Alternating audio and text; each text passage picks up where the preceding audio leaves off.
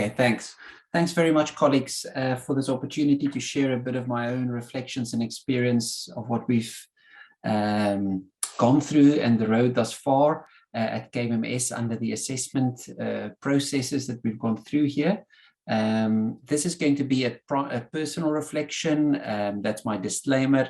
It doesn't necessarily represent the views of the institution or everybody else, but it is something that I think is something that I really had to reflect in preparing for this talk. So just to highlight where we, or myself, where we come from, I accepted my job here at KMMS in March 2019.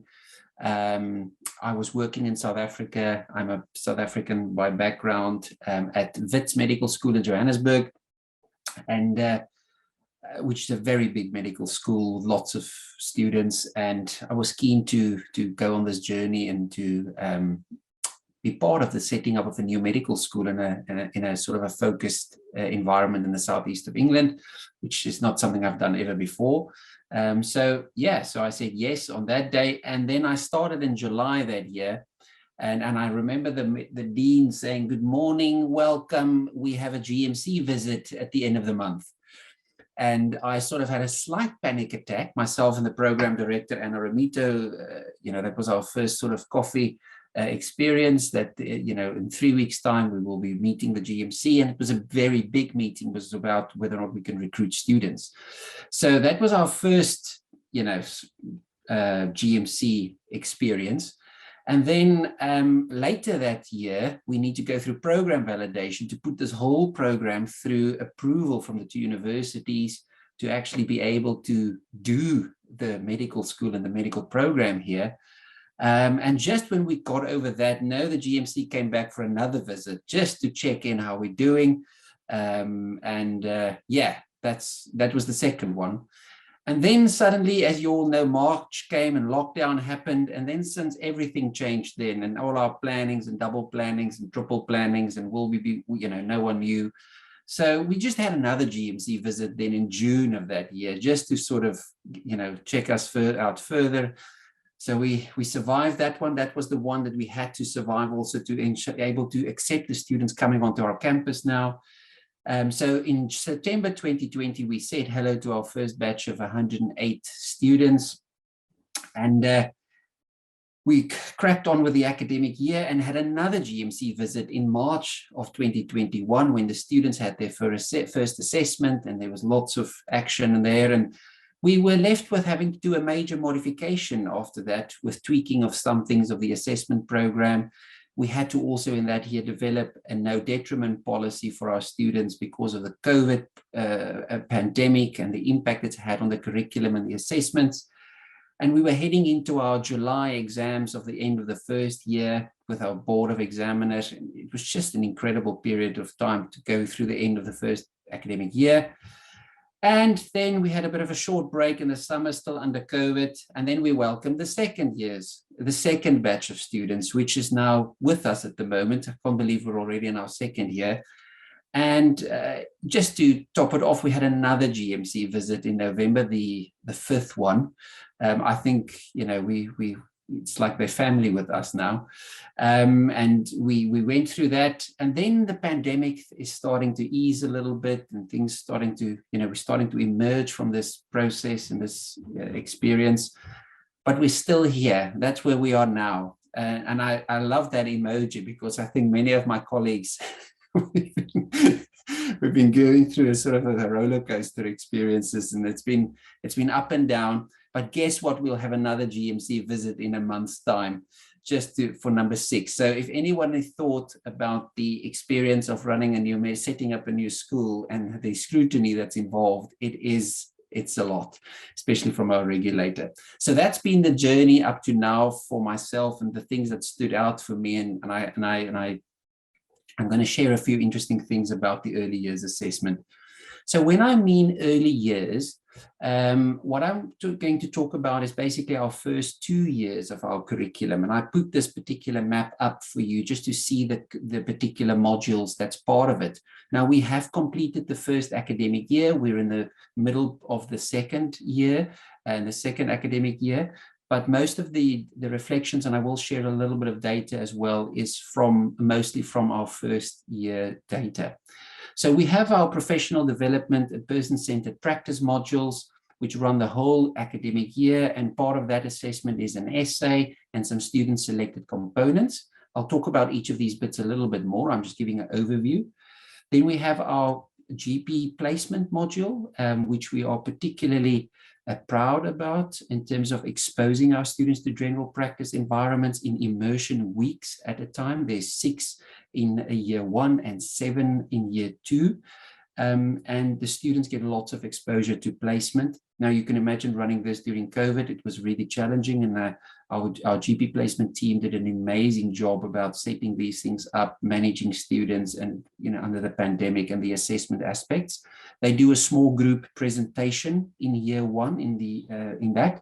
They do some quality improvement project reports, workplace-based assessment. They have a small AKT, an applied knowledge test at the end of the year. And also in the second year, they have a time for chronic illness report. So lots of activity in those GP placement modules from assessment side. Then we also have our system-based modules, which are indicated by the red dots there. There are 6 of them in the first 2 years. They are assessed on the knowledge side by the applied knowledge tests at KMMS, which happen at the end of each module and also at the end of the year. Our students particularly love assessment, so we decided to make sure that they are thoroughly assessed by these AKTs, and it's definitely one of the, I think personally, from the data that we've got from there in terms of our strengths of analyzing the knowledge of our students and where are the gaps in the feedback we're able to provide back to them. Then we have our clinical skills modules, these skills for clinical practice modules, which also run the whole year in very close collaboration and conjunction with our practice modules, the GP practice modules and the professional development modules. And we have an OSCE at the end of the year to assess the students' clinical abilities before progression. As part of all the modules that you see on the screen there, we have an e-portfolio for attendance, for engagement, and for professionalism. These are assessed and captured in that space. We also have a system of, which I really enjoy, about if there is any alerts or issues that students could be flagged and discussed and supported where needed. And this is happening as part of every single learning module that we have at KMMS. And I will reflect a little bit later on the changes that we've seen and the impact that we've seen in this space. Right, so just moving on to our PDPCP 1 and 2 thoughts and modules. Sorry.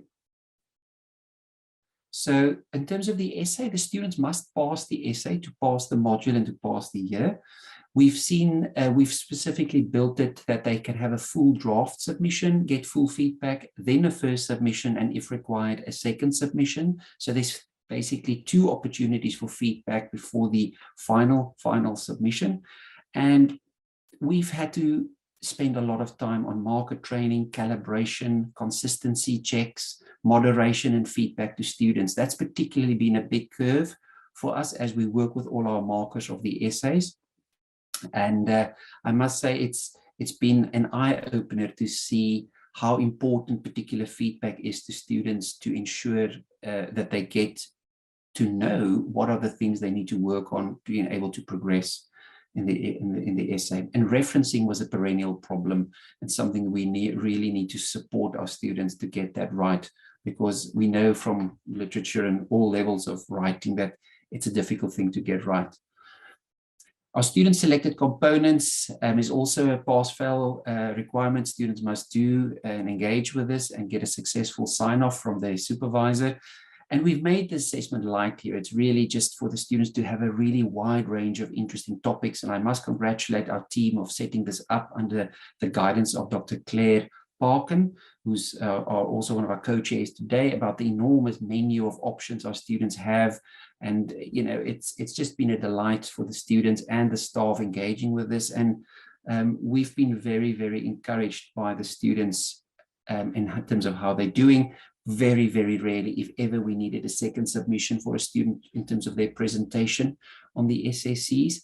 But the students have been very impressive in their SSCs in this engagement here.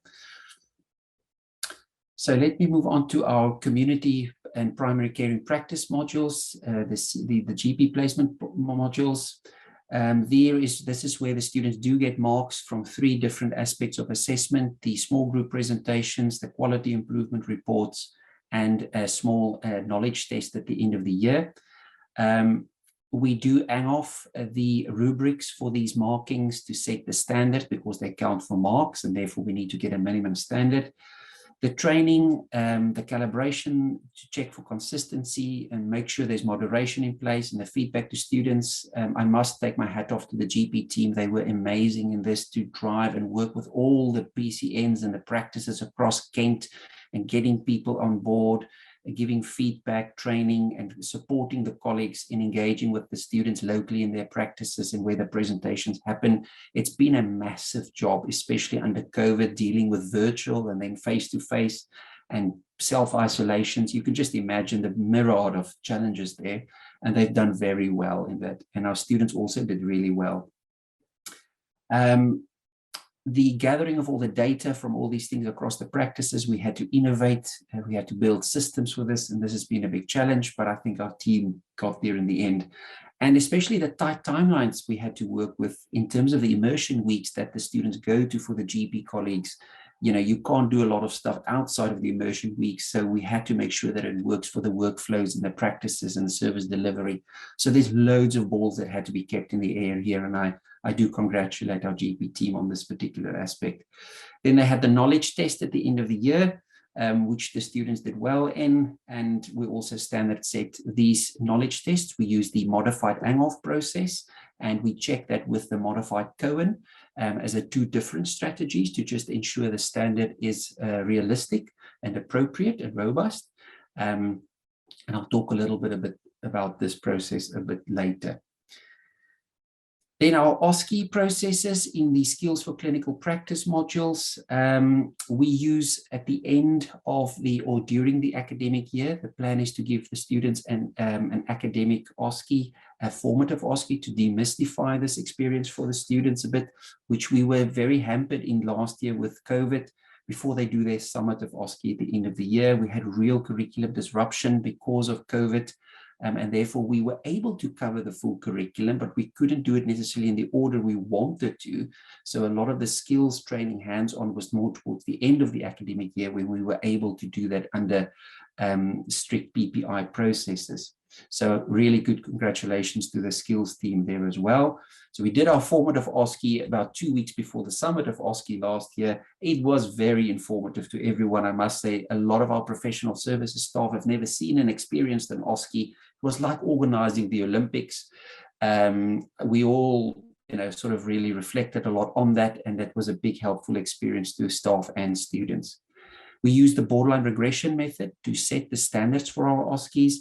And we use a sequential testing model in all our OSCE processes, which was really, helpful for resource planning, and also to give students feedback between the 2 different sequences of the OSCEs. We set our exemptions on the level of adding 2 standard errors of measurement on top of the OSCE performance, and they must pass at least 70% of stations to enable an exemption from the second sequence OSCE. I'm sorry, colleagues, if some of you might not be familiar with sequential testing OSCEs, but I hope that many of this environment will. And nearly 80% of our students exempted the second sequence OSCE, which we were very proud of them. And over 95% of our students passed the OSCE, which was fantastic as well in terms of the first year and with all the disruptions. So we were very proud of them. Then our system-based modules, as you can see there on the screen, that is the place where we do the major end of module assessments. We use a modified sequential testing process, which means the big round red dots here is indicating at the end of the module, the students do a large paper, and then their second sequence paper is at the end of the year. They write a smaller paper, which we use in conjunction with each of the module papers. So It's like a first sequence, second sequence for each individual module to put together a large data set on each module to make decisions about progression. The students must pass every module to be able to progress to the following year. We use a variety of items. We use two, the single best answer and the very short answer question. And that's quite a novel and a new type of item, which I'll come to in a slide to share a bit of results on those items and how they performed and are they actually is the data coming through supporting what we read in the literature about them. So it was an innovation for KMMS to use these VSAs summatively. We also use something what we call fundamental track assessment, which runs in the background of every one of these modules, which is about making sure the students are rounded in their knowledge. And we tag all the questions to the critical fundamental tracks in the curriculum, like anatomy, physiology, biomedicine, pathology, professional health, and pharmacology and therapeutics, and human behavior. And the students must pass, the students must not fail any of these tracks in each of the modules. Now that's a caveat because we just wanted to make sure the student has no great major hole in any of their underlying supportive knowledge areas to enable successful progression as well. So roundedness in our graduates and in our students going forward is an important vision for KMMS, which we've built into our applied knowledge testing process. As I mentioned, we use the Anghoff and the Cohen processes to set the standards, and I'll talk about that coming up.